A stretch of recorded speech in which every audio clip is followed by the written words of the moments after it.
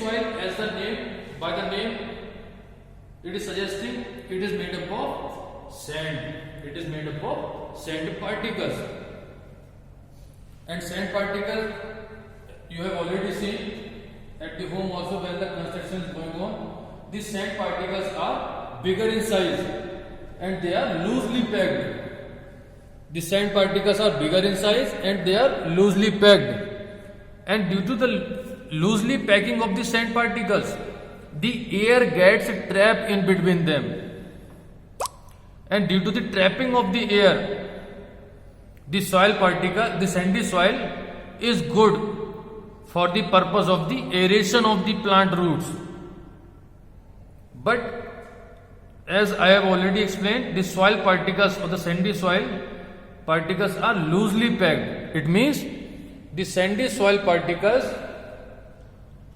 will not retain the water for a long period of time.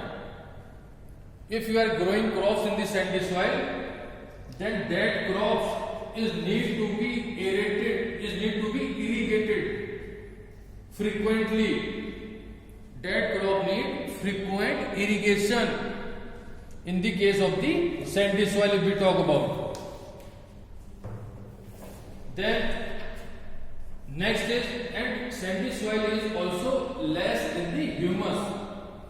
If you add dung to this crop field, if you are having sandy soil, then that soil, water retaining property of that soil increases due to the presence of the humus in it. Next heading is the clay soil. Next type of soil is the clay soil. Clay soil particles are very fine, very small particles and are very tightly packed.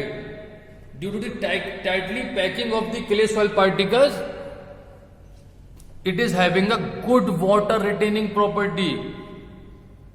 This type of soil is also known as in Hindi chikni mitti. And due to this water retaining property, this clay soil is used for the purpose of formation of clay objects like diya, earthen pot, or matka we can say. So these are different things which are made from the clay soil because it is having a good water retaining property.